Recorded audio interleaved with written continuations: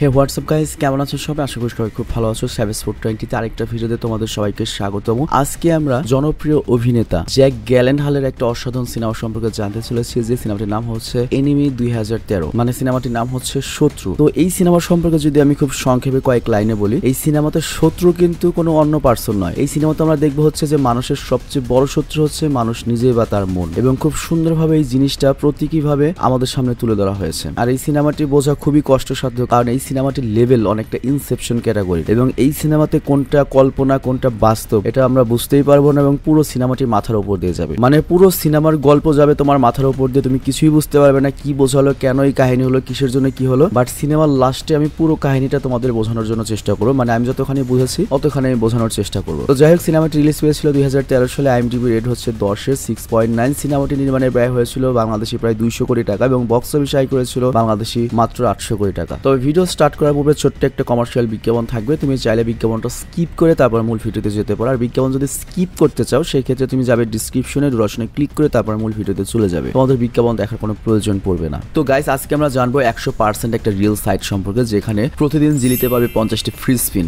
আর এটি এদেশে খুবই জনপ্রিয় এবং বিশ্বস্ত ওয়েবসাইট। আর এই ক্রিকেট দিচ্ছে 500 টাকা ডিপোজিটে 300 টাকা বোনাস, এবং প্রতি ডিপোজিটে 5% এক্সট্রা বোনাস। আর তুমি তোমার জন্মদিনে পাবে 1000 টাকা জন্মদিন বোনাস। আর স্লট গেমে পাবে দৈনিক 10% ক্যাশব্যাক বোনাস। আর ইভো গেমের সাপ্তাহিক 1 লক্ষ টাকা পর্যন্ত ক্যাশব্যাক বোনাস। আর তাছাড়াও সাপ্তাহিক লাকি ড্র করে তুমিও জিততে পারো iPhone 15 Pro। আর ক্রিকেট দিচ্ছে স্লট গেমে 450% জো ড্রপিং বোনাস। আর এখানে তুমি খুব সহজেই বিকাশ, নগদ, রকেট, উপায় এবং ব্যাংকের মাধ্যমে তোমার জেতা টাকা তুলতে পারবে। তো আর দেরি কিসের? পিন কমেন্ট থেকে ক্রিকেট অ্যাপে বিনামূল্যে রেজিস্ট্রেশন করো এবং উপার্জনের যাত্রা শুরু করো। তবে এখানে যে বিজ্ঞাপনে আসুক না কেন, তোমরা জেনে শুনে বুঝে তারপর সেখানে যাবে। তো বিজ্ঞাপন শেষে আমরা মূল ভিডিওতে চলে আসলাম। যেমন আমি বলেছি যে এই সিনেমাটি খুবই কনফিউজিং, এবং এটার ক্যাটাগরি হচ্ছে সাইকোলজিক্যাল মিস্ট্রি সিনেমা, মানে এটা তোমার মাথা নিয়ে ব্রেন নিয়ে খেলবে। তো সিনেমা বোঝা এমনিতেই কষ্ট, তো এর জন্য তোমাকে যেটা করতে হবে মনোযোগ সহকারে দেখতে তো হবেই। লাস্ট টাইম এই সিনেমাটি ব্রেকডাউন করবো আর কি। তো যাই হোক, এই সিনেমার মেইন লিড ক্যারেক্টারে আমরা দেখবো হচ্ছে জনপ্রিয় অভিনেতা জ্যাক গ্যালেনহালকে। আর এই সিনেমাতে তার দুটো ক্যারেক্টার রয়েছে, একটা হচ্ছে অ্যাডাম আর একটা হচ্ছে অ্যান্থনি, মানে ডাবল পার্ট আর কি। তো যাই হোক, সিনেমা যখন শুরু হয় তখন আমরা এক্সোটিক আন্ডারগ্রাউন্ড ক্লাব দেখি। এক্সোটিক আন্ডারগ্রাউন্ড ক্লাব মানে হচ্ছে, মনে করো কি বলবো, মানে বড় লোকদের একটু অ্যাডাল্ট টাইপ ক্লাব, যেখানে অনেক কিছুই হয় আর কি।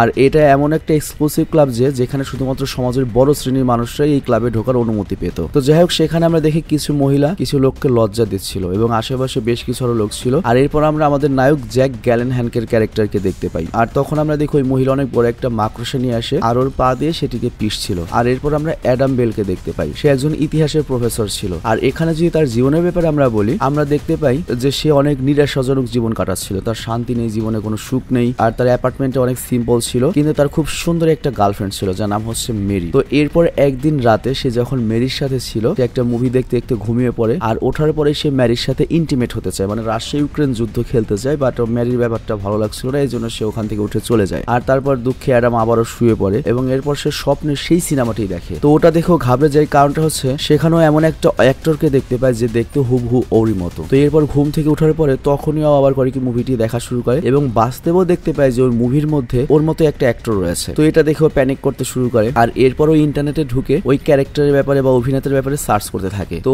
জানতে পারে সেখান থেকে ওই অভিনেতার নাম হচ্ছে অ্যান্থনি ক্লেয়ার, আর ওর প্রফেশনাল নাম হচ্ছে ড্যানিয়েল সিন্ট। তো যাই হোক, অ্যাডাম বুঝতে পারে না যে ওর মতো সেম দেখতে মানুষ কিভাবে থাকতে পারে। তো যাই হোক, এই অ্যাক্টর আরো দুটো মুভি করেছে। আর তারপরে অ্যাডাম করে ওই দুইটা মুভি ভাড়া করে নিয়ে দেখে, আর এরপর বাসায় কিছু একটা খুঁজতে থাকে। আর তখনও নিজের ছেঁড়া ফাটা একটা ছবি দেখতে পায়, যেটার মধ্যে একটা মেয়ের হাত ছিল, কিন্তু এটা কার হাতও যায় না। তো এরপর আমাদের অ্যাডাম করে কি অভিনেতা অ্যান্থনিকে কন্ট্যাক্ট করার চেষ্টা করে, এবং ফাইনালি একটা এজেন্সির কাছ থেকে কন্ট্যাক্ট নাম্বার পেয়েও যায়, এবং এরপর সেই এজেন্সির অফিসে যায়। আর সেখানে গেলে অ্যাডামকে ওই অফিসের লোকজন অ্যান্থনি মনে করে অ্যান্থনি হিসেবে ডাকে, এবং ওকে একটা কনফিডেন্সিয়াল লেটার দেয়। আর ওই লেটারের মধ্যে অ্যান্থনির বাসার ঠিকানা এবং ফোন নাম্বার ছিল। তো ওখান থেকে অ্যাডাম করে কি অ্যান্থনির ফোন নাম্বারটা পেয়েছে, এবং সেখানে কল করে। বাট কল ধরা হচ্ছে অ্যান্থনির স্ত্রী হেলেনা। তো হেলেনা যখন অ্যাডামের আওয়াজ শুনে, তার কাছে মনে হয় যে তার স্বামী অ্যান্থনি কল করেছে, কিন্তু অ্যাডাম বেশ ভয় পেয়ে যায় আর ফোনটা কেটে দেয়। আর এরপর আমরা আসল অ্যান্থনিকে দেখতে পাই, যে একজন অভিনেতা ছিল, আর তার ওয়াইফ হেলেনা প্রেগনেন্ট। আর এই দিকে অ্যাডাম আবার করে কি অ্যান্থনির কাছে কল দেয়, এবং এরপর ফাইনালি অ্যান্থনি এবং অ্যাডামের কথাবার্তা হয়। তো যাই হোক, অ্যান্থনি এখানে জানতে পারে যে তার মতো হুবহু দেখতে একজন লোক রয়েছে, কিন্তু তারপরও অ্যান্থনি যেভাবে সাইডে গিয়ে কথা বলে, এতে উল্টো হেলেনার সন্দেহ হয় যে আমার স্বামী কি আবারও সেই মেয়েকে কল করেছে, আমাকে কি আবারও চিট করছে, যেখানে আমি এখন প্রেগনেন্ট। কিন্তু এই কথা শুনে অ্যান্থনি অনেক রেগে যায়, এবং হেলেনার সাথে ঝগড়া করে সেখান থেকে চলে যায়। তো এটার মানে বোঝা যায় যে অ্যান্থনির বিবাহিত জীবন অনেক বেশি সুখের নয়। মানে তাদের রিলেশনশিপ নিয়ে অনেক প্রবলেম চলছিল। আর এর সাথে আমরা হেলেনাকে অনেক বেশি প্যানিক অবস্থায় দেখি, সে অনেক কনফিউজড যে তার হাজবেন্ড আসলে কি চাই, কি সমস্যা চলছে। এবং এরপরও যখন হাজবেন্ডের ফোন চেক করে তখন দেখতে পায় যে অ্যাডাম বেল নামের কেউ একজনের সাথেও সে কথা বলেছে, যে একজন হিস্ট্রি প্রফেসর। তো এরপর সে করে কি অ্যাডাম বেল হিস্ট্রি প্রফেসর লিখে ইন্টারনেটে সার্চ দেয় এবং ওখানে সে অ্যাডাম বেলের ইউনিভার্সিটির অ্যাড্রেসও পেয়ে যায়। আর তারপর সেখানে দেখতে যায়। তো এরই মাঝে অ্যাডাম যখন ক্লাস নিচ্ছিল তখন অ্যান্থনির কল আসে। আর অ্যান্থনি তখন অ্যাডামকে হোটেলে দেখা করার জন্য ডাকে। তো অ্যান্থনি যখন অ্যাডামকে ডাকে, অ্যাডাম তো পুরো ভয় পেয়ে ঘাবড়ে যায়। আর ভয় পেয়ে ঘাবড়ে গিয়ে সে বাইরের ফ্রেশ বাতাস নেওয়ার জন্য যায়। আর তখনই হেলেনা অ্যাডামকে দেখে এবং তার পাশে থাকা বেঞ্চে এসে বসে। কিন্তু এখানে উল্লেখ্য, অ্যাডাম কখনো হেলেনাকে দেখেনি, এ কারণে সে হেলেনাকে চিনতে পারে না। কিন্তু হেলেনা ওকে দেখেই চিনতে পারে এবং অনেক বেশি প্যানিক হয়ে যায়। আর অ্যাডাম তখন এটা দেখে জিজ্ঞাসা করে হেলেনাকে, আপনি কি ঠিক আছেন? হেলেনা তখন বলে, হ্যাঁ আমি ঠিক আছি। তো এর কিছুক্ষণ পরে অ্যাডাম সেখান থেকে চলে যায়। আর তখনই হেলেনা করে কি তার হাজবেন্ডকে কল করতে শুরু করে। আর এদিকে অ্যাডাম যখন এখান থেকে চলে যায় তখন অ্যান্থনি কল ধরে। আর অ্যান্থনির আওয়াজ শুনে হেলেনা আরো ঘাবড়ে যায়, কারণ সে বাসায় রয়েছে এবং বাসায় ফিরে সে অ্যান্থনিকে দেখতে পায় এবং পুরো টাইম সে বাসায় ছিল। তো হেলেনা তো পুরো প্যানিক করতে থাকে এবং অবস্থা অনেক খারাপ হয়ে যায়, যেগুলো কি হচ্ছে। কিন্তু এদিকে অ্যান্থনি এত বেশি সেলফ অবজেসড ছিল যে ওর প্রেগনেন্ট ওয়াইফের কথার কোনো চিন্তাই নেই। ও শুধুমাত্র নিজের ব্যাপারেই ভাবে। ও জিমের পরে ব্লুবেরি ফ্রুট না পেয়ে ওর প্রেগনেন্সির উপর চিৎকার করতে থাকে, ঝগড়া করতে থাকে এবং বলে, তুমি আমার জন্য ব্লুবেরি কেন আনোনি? আর অ্যান্থনির ব্যাপারটা তো আমরা জানি, সে অনেক বেশি সেলফ অবজেসড, সবসময় নিজের ব্যাপারেই ভাবতো। আর তারপরে অ্যাডাম সেদিন রাতে একটা স্বপ্ন দেখে, যেটাতে সে একটা মহিলাকে দেখতে পায় যার মাথায় একটা স্পাইডার ছিল। আর এটাতে সে ভয় পেয়ে যায়। আর এই অদ্ভুত ব্যাপারে তার ঘুম ভেঙে যায় এবং অ্যাডামের ঘুম ভাঙার সাথে সাথে অ্যান্থনিরও আরেক পাশ থেকে ঘুম ভেঙে যায়। তো এর মানে এই দুজন মানুষ কোনো না কোনো ভাবে একে অপরের সাথে কানেক্টেড। তো এর পরের দিন তারা দুজন একে অপরের সাথে একটা হোটেল রুমে দেখা করে। তো এখানে অ্যাডাম অনেক ভয় পেয়েছিল, বাট অ্যান্থনি বেশ চুপচাপ ছিল, কারণ অ্যান্থনি অ্যাক্টর, সে অনেক মানুষ হ্যান্ডেল করে অভ্যস্ত, মানে একটু এক্সট্রোভার্টেড টাইপের লোক। তো অ্যাডামের সাথে দেখা করে অ্যান্থনি করে কি অ্যাডামকে জাজ করতে শুরু করে, মানে ভালো মতো খুঁটিনাটি দেখতে শুরু করে। আর এর ফলে যেটা হয়, অ্যাডাম অনেক ভয় পেয়ে যায়। মানে অ্যাডাম এমনিতেই শান্তশিষ্ট ভীতু একটা ব্যক্তি ছিল, কিন্তু অ্যান্থনি তার পুরো বিপরীত। তো যাই হোক, দুজনেই দুজনের হাত পা চেক করে এবং দেখা যায় তাদের সেম রকম হাত পা, সেম ধরনের হাতের চিহ্ন। আর তারপরে অ্যান্থনি অ্যাডামকে জিজ্ঞাসা করে, তোমার পেটেও কি আমার মতো ক্ষত রয়েছে? তো এটা দেখে অ্যাডাম অনেক ভয় পেয়ে যায়, কারণ ওর পেটেও সেম একই জায়গায় একই রকম ক্ষত রয়েছে। তো অ্যাডাম বেশ ডিস্টার্ব হয়ে যায়, কারণ মানুষ দেখতে একরকম হতে পারে কিন্তু হাতের রাখা একরকম কিভাবে হতে পারে, আবার একই রকম ক্ষত কিভাবে হতে পারে? ক্ষত তো পরে হয়। তো যাই হোক, অ্যাডাম এত ভয় পেয়ে যায় যে অ্যান্থনি মনে করে ওর হাতে যে কনফিডেন্সিয়াল লেটারটা দিয়েছিল সেটা অ্যান্থনিকে ফেরত দিয়ে সেখান থেকে পালিয়ে যায়। আর এটার পরে অ্যান্থনি করে কি অ্যাডামকে স্টক করতে শুরু করতে দেয়, মানে অ্যাডাম যেখানে যায় অ্যান্থনি পেছনে পেছনে যায়। এবং এখানে অ্যান্থনি দেখতে পায় যে অ্যাডামের খুবই সুন্দর একটা গার্লফ্রেন্ড রয়েছে যার নাম হচ্ছে ম্যারি। তো অ্যান্থনি তো ম্যারিকে দেখে পাগল হয়ে যায় এবং ম্যারির সাথে যে কোনো ভাবে রাশিয়া ইউক্রেন যুদ্ধ খেলতে চায়, রাত কাটাতে চায়। আর এই দিকে অ্যাডাম যখন ওর মতো সেম আরেকজন লোককে দেখে তো ভয় পেয়ে পুরো ঘাবড়ে যায়। আর তারপর অ্যাডাম ওর মায়ের সাথে দেখা করে এবং মাকে সব খুলে বলে যে এরকম আমার মতো দেখতে একজন লোক রয়েছে। তো ওর মা তখন ওকে বলে, তোমার কোনো যমজ ভাই নেই, তুমি আমার একমাত্র সন্তান। আর এর সাথে ওর মা আরো বলে যে কোনো লোকের সাথে কোনো ঝামেলায় জড়িও না, কারণ তুমি এমনিতেই মহিলাদের সাথে কমিটমেন্ট নিয়ে থাকতে পারো না, আর তুমি যদি আবার আরেকটা পুরুষের চক্করে পড়ো তোমার সমস্যা হবে। আর এরপরে অ্যাডামের মা করে কি অ্যাডামকে ব্লুবেরি ফল খেতে দেয়। আর তখন অ্যাডাম বলে, আমার তো ব্লুবেরি পছন্দই না, তুমি আমাকে ব্লুবেরি কেন খেতে দিচ্ছ? আর তখন ওর মা বলে, তুই ছোটবেলা থেকেই তো ব্লুবেরি পছন্দ করিস, তুই না পেলে এটার জন্য আমার সাথে ঝগড়াও করতি। তো এখানে আমরা কনফিউজড হয়ে যাই যে অ্যান্থনি কিন্তু ব্লুবেরি ফলের জন্য ঝগড়া করে, অ্যাডামের কিন্তু ব্লুবেরি ফল পছন্দ না। তো যাই হোক, এরপর অ্যাডামের মা আরো বলে, দেখ তুই কিন্তু কোনো ফালতু ঝামেলায় পড়িস না, তোর একটা ভালো বাড়ি রয়েছে, চাকরি রয়েছে, বউ রয়েছে, প্লিজ তুই এভাবেই থাক। আর তোর যে সিনেমার অ্যাক্টর হওয়ার শখ সেটা প্লিজ ভুলে যা। তো এগুলো শুনে অ্যাডাম অবাক হয়ে যায় যে আমার বউ আসলো কোথা থেকে, আমার সিনেমায় আবার আমি অ্যাক্টর হওয়ার শখ আসলো কবে থেকে, আমি মুভি করতে চাইলাম কবে? তবে এইসব কথা থেকে আমরা যে হিন্ট পাই সেটা হচ্ছে যে অ্যাডাম আর অ্যান্থনি হয়তো আলাদা লোক নয়, দুজন একজনই পার্সন, কিন্তু অ্যান্থনি বা অ্যাডাম যে কোনো একজন হচ্ছে স্প্লিন্ট পার্সোনালিটি, মানে আমাদের ভেতরে যে আরেকটা পার্সোনালিটি থাকে সেরকম একটা ব্যাপার। এবং সত্যি কথা বলতে এই ধরনের পার্সোনালিটি ডিসঅর্ডার আমার নিজের রয়েছে। আমি এক একবার খুবই ইন্ট্রোভার্টেড, এক একবার আমি খুবই এক্সট্রোভার্টেড, মানে আমার ভেতরে যে মাল্টিপল পার্সোনালিটি রয়েছে এক একবার এক এক ধরনের কাজ করে, যেটা আমি আসলে নিজেই না, এরকমই মনে হয় আমার কাছে। আর এটা অতিরিক্ত টেনশন বা অতিরিক্ত ডিপ্রেশন থেকে এই ধরনের পার্সোনালিটির প্রবলেমটা হয় আর কি। তো যাই হোক, এরপর ও মায়ের সাথে দেখা করে এবং বাইরে বের হওয়ার সময় শহরে বিশাল বড় একটা স্পাইডার মনস্টার ঝুলে থাকতে দেখে। আর এটা দেখে ও বেশ ঘাবড়ে যায় এবং ওর মাথা অনেক জোরে একটা চক্কর আসে। আর অন্যদিকে অ্যান্থনির মাথায় কেবল একটা জিনিসই ঘুরছে, সেটা হচ্ছে কিভাবে অ্যাডামের গার্লফ্রেন্ডকেও ভোগ করতে পারবে। আর এর পরের দিন আমরা অ্যান্থনিকে দেখি যে অ্যাডামের সাথে দেখা করতে আসে অনেক রেগে রয়েছে এবং ও চিৎকার করে বলে, তুই আমার আইডেন্টি নিয়ে আমার স্ত্রীর সাথে তুই রাত কাটিয়েছিস, তুই অনেক ভুলভাল কাজ করেছিস, তোর এর শাস্তি পেতে হবে। তো অ্যাডাম ঘাবড়ে যায়, বলে আমি তো তোমার স্ত্রীকে চিনিও না, জীবনে দেখিও না, আমি কবে কি করলাম? বাট অ্যান্থনি বলে, না, তুই আমার স্ত্রীর সাথে অনেক কিছু করেছিস, তোকে আমি তখনই মাফ করবো যখন তুই তোর গার্লফ্রেন্ডকে আমার সাথে রাত কাটাতে দিবি। তো অ্যাডাম তো এই কথা শুনে মানা করে দেয়, কিন্তু তখন অ্যান্থনি তো রাগে জবরদস্তি করে অ্যাডামকে বলতে থাকে যে আমি তোকে শেষ করে ফেলবো, তুই আমার স্ত্রীর সাথে সময় কাটিয়েছিস, তুই জাস্ট তোর গার্লফ্রেন্ডকে এক রাতের জন্য আমাকে দে, আমি তোকে মাফ করে দেবো, আমি সারা জীবনের জন্য তোর লাইফ থেকে চলে যাবো। তো এরকম ব্ল্যাকমেলের কারণে লাস্টে অ্যাডাম রাজি হয়ে যায় যে আচ্ছা ঠিক আছে, তুমি আমার আমার গার্লফ্রেন্ডের সাথে এক রাত কাটাও, তারপর আমার জীবন থেকে সারা জীবনের মতো চলে যাবে। আর এরপর আমরা দেখি অ্যান্থনি করে কি অ্যাডামের মতো সাজে আর মেরির সাথে দেখা করে ওকে একটা বিলাসবহুল হোটেলে নিয়ে যায়। আর অ্যাডাম যায় অ্যান্থনির বাসায়। আর অ্যান্থনির গার্ড যখন অ্যাডামকে দেখে তখন অ্যান্থনি মনে করে লিফট দিয়ে উপরে নিয়ে যায়। আর যেতে যেতে সেই গল্প করতে থাকে যে অ্যাডাল্ট ক্লাবে অনেক মজা হয়েছিল স্যার, আর আপনি যদি সেটার চাবি আবারও পান আমাকে বডিগার্ড হিসেবে নিয়ে যান, অনেক মজা হয়। কিন্তু অ্যাডাম তো এই ক্লাবের ব্যাপারে কিছুই যায় না, কারণ ওখানে তো অ্যান্থনি যেত, তো এই জন্য চুপই থাকে। তো এরপর আমরা দেখতে পাই অ্যাডাম অ্যান্থনির রুমে যায় এবং ফাইনালি সেখানে গিয়ে একটা ফটো ফ্রেম পায়, যেটা সিনেমার শুরুতেও দেখেছিল, মানে ওই সেরা ছবিটা আর কি। তো ওইখানে যে সেরা ছবিটা ছিল ওই ফুল ছবিটা যখন ও পায় ও দেখতে পায় যে ওর সাথে আর কেউ নয় বরং হেলেনা রয়েছে এটা। আর কিছুক্ষণ পরেই হেলেনা বাসায় ফিরে আসে আর তখন অ্যাডাম ওকে বলে তুমি এতক্ষণ পর্যন্ত কোথায় ছিলে, তুমি তোমার অবস্থা দেখেছো, তুমি প্রেগনেন্সি নিয়ে অবস্থানের বাইরে থাকো তুমি। আর এই কথা শুনে হেলেনা বুঝতে পারে যে এটা তো মোটেও আমার হাজবেন্ড নয়, এটা অ্যান্থনি নয়, এটা অ্যাডাম। তবে তারপরে ও কিছু বুঝতে দেয় না, কিছু বলে না। আর অন্যদিকে আমরা দেখতে পাই লুচ্চা অ্যান্থনি মেরির সাথে অনেক অন্তরঙ্গ সময় কাটাচ্ছিল, বাট হঠাৎ করে মেরি খেয়াল করে যে অ্যান্থনির আঙুলে ওয়েডিং রিং এর দাগ রয়েছে। তো এটা দেখে ওর প্যানিক লাগা শুরু করে। ওর কাছে মনে হয় যে তাহলে অ্যাডাম আমাকে এতদিন ধোকা দিয়েছে, ও আসলে বিবাহিত আমাকে বলেনি, তো এই কারণে কাঁদতে শুরু করে আর বলে আমাকে এখনই বাসায় ছেড়ে দিয়ে আসো। আর অ্যান্থনির যেহেতু সব ছিল রাগের নিতে, এই কারণে অনেক বেশি রেগে যায় এবং গাড়িতে যাওয়ার সময় ওদের দুজনের বাজে রকমের ঝগড়া হয়। আর এই দিকে অ্যাডাম তো অনেক বেশি ভয়ে ছিল এবং সে ভয়ের তো ভাবে হেলেনের পাশে শুয়ে থাকে। আর তখন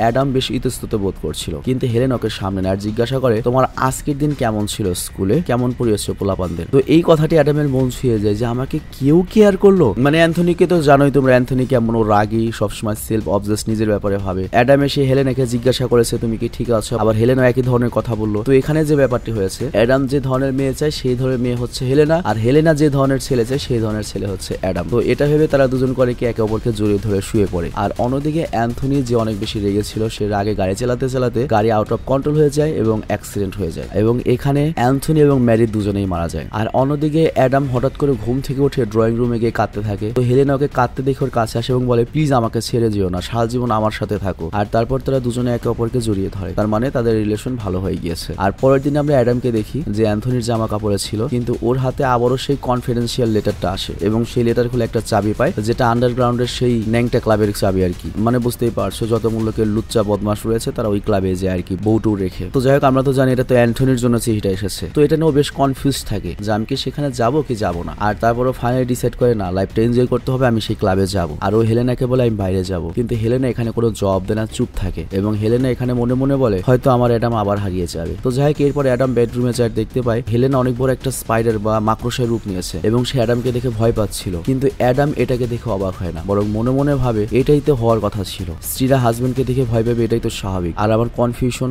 শেষ হয়ে গিয়েছে আর এখানেই সিনেমাটি শেষ হয়ে যায়। তো যাই হোক পুরো সিনেমা দেখেছো, আমারও মাথার উপর দিয়ে গিয়েছে, তোমাদের মাথার উপরে দিয়ে গিয়েছে আমি এটা নিশ্চিত। বাট এই সিনেমাতে আসলে কি মেসেজ দেওয়ার চেষ্টা করা হয়েছে চলো আমরা একটা ব্রেকডাউন করি। তো এই মুভিতে আসলে কি হয়েছিল, তো এখানে অ্যান্থনি আর অ্যাডাম এদের দুজনকে একসাথে কিন্তু ওরা দুজন বাদে আর কেউ দেখেনি। এর মানে হচ্ছে অ্যাডামই হচ্ছে আসল মানুষ আর অ্যান্থনি হচ্ছে অ্যাডামের মাথায় ক্রিয়েট করা একটা প্রতিচ্ছবি বা একটা স্পিড পার্সোনালিটি, কারণ দুজন মানুষ সেম হতে পারে বাট তাদের ক্ষত সেম হবে না। আর এখানে লক্ষ্যে অ্যাডাম আর হেলেন দুজনে বিবাহিত কাপল ছিল, ওরা দুজনই মূলত স্বামী স্ত্রী, কিন্তু ওদের বিবাহিত জীবন খুব একটা ভালো ছিল না, কারণ অ্যাডামের কমিটমেন্টের প্রবলেম ছিল, একটা মেয়ে নিয়ে সারা জীবন কাটিয়ে দেবে, সংসার করবে, লাইফ আবদ্ধ থাকবে। তো অ্যাডাম যখন ওর ক্লাসে হিস্ট্রি লেকচার দিচ্ছিল তখন আমরা বোর্ডে দুটো শব্দ দেখতে পাই, একটা হচ্ছে ডিকটেটরশিপ আর একটা হচ্ছে কন্ট্রোল। আর এটা ওর বিবাহিত জীবনকে দর্শায়, কারণ ও বিবাহিত জীবনকে জেলের চেয়ে কম কিছু মনে করতো না, ওর কাছে মনে হতো বিয়ের পরও স্বাধীনতা চলে গিয়েছে আর এই বিয়ের বন্ধনেও আটকে থাকতে চাচ্ছিল না। আর ওর একজন অ্যাক্টর হওয়ার স্বপ্ন ছিল এবং এর আগেও ছোটখাটো 3টা ছবিও করেছে একেবারে ছোট পরিচয়, মানে ছোট অ্যাক্টর হিসেবে, জুনিয়র আর্টিস্ট হিসেবে, আর সেগুলো ফ্লপ হয়েছিল। আর তারপরেও অ্যাক্টিং এর আশা ছেড়ে হিস্ট্রির প্রফেসর হয়েছে, কিন্তু বাস্তবে বিবাহিত জীবন ছিল ওর কাছে জেলের মতো। তো এই কারণে একটা স্প্লিট পার্সোনালিটি ওর মাথায় ঢুকে গিয়েছিল, যেমন ও হতে চাইতো সবসময়, আর সেটাই ছিল হচ্ছে অ্যান্থনি। এবং অ্যান্থনি অ্যাডামের একদম অপোজিট পার্সোনালিটি ছিল, অ্যাডামের বিয়েতে বেশ ভয় লাগতো এবং অন্যদিকে অ্যাডাম হেলেনাকে ধোকা দিতে চাইতো না, তবে সে এক্সোটিক অ্যাডাল্ট ক্লাবেও যেত,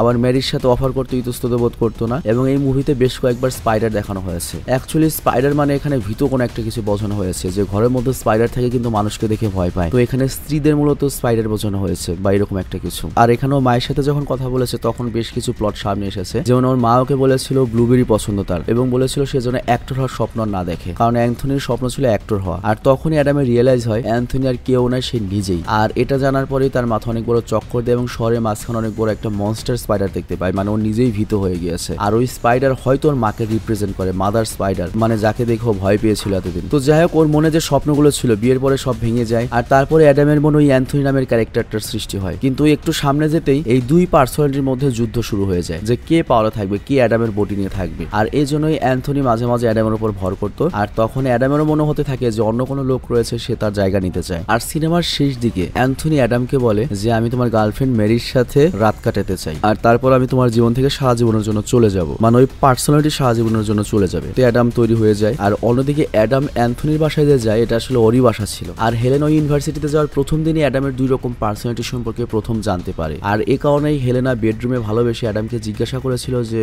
আজকে তোমার দিন কেমন ছিল স্কুলে। আর এই কথাটা শুনে, এই কেয়ারটা শুনেই অ্যাডামের মাথা থেকে অ্যান্থনির সমাপ্তি ঘটে। আর অ্যাডাম এটা ভেবে দুঃখ পায় যে তার মাথায় দুটো পার্সোনালিটি ছিল, তবে এটা তার ভিতর মিক্সড একটা প্রভাব ফেলে। সেটা হচ্ছে তার ফ্রিডম পার্সোনালিটি আজকে চলে আসছে। তো এটা ভেবে সে মূলত ঘুম থেকে উঠে কাঁদতে শুরু করে। আর ওকে কাঁদতে দেখে হেলেনা আসে এবং বলে আমি সারা জীবন তোমার সাথে কাটাতে চাই। তো এই কথা শুনে অ্যাডামের মাথা থেকে অ্যান্থনির অ্যাক্সিডেন্ট হয়ে যায় এবং সে মারা যায়। মানে অ্যাডামের কাছে মনে হয়েছিল যে হেলেনাই আমার জন্য পারফেক্ট, বিবাহিত জীবন আবদ্ধ না, ওর সাথে আমি ভালো থাকবো। তো যাই হোক, অ্যাডাম সবসময় কিন্তু তার স্ত্রী হেলেনার সাথে থাকতে পারতো, কিন্তু পরের দিনই সে আবারও আন্ডারগ্রাউন্ডের এক্সোটিক ক্লাবের চাবি পেয়ে যায়। মানে বুঝতেই পারছো, ওর জীবনে আবারও শয়তান হামলা করে। আর এই কারণে পরের দিনে আবারও অ্যান্থনির আরেকটা ক্যারেক্টার ভেতরে চলে আসে, বাট ও তখন কনফিউজ যে কোন ক্যারেক্টারকে বেশি প্রাধান্য দেওয়া উচিত। আর তখন ফাইনালি অ্যান্থনি ডিসাইড করে অ্যান্থনি যেহেতু লাইফের অংশ হয়ে গিয়েছে, অ্যাডামকেও রাখবে এবং অ্যান্থনির মতো যে একটা খারাপ পার্সোনালিটি সেটাও রাখবে। এবং এই কারণেই হেলেনা আবার ভয় পেয়ে যায় এবং হেলেনাকেও স্পাইডার হিসেবে দেখে। মানে হেলেনা আবার যা ছিল তাই হয়ে গিয়েছে। কিন্তু এবার অ্যাডাম আর অ্যান্থনিকে ভয় পাবে না, সে অ্যান্থনি ক্যারেক্টারও নিজের ভেতর রাখবে, অ্যাডামকেও নিজের মধ্যে রাখবে। মোট কথা হচ্ছে কিভাবে বুঝিয়ে বলি, সংসারীও হবে, লুচ্চাও হবে, সব রকমই করে বাই ধরনের কোনো একটা কিছু বোঝানো হয়েছে।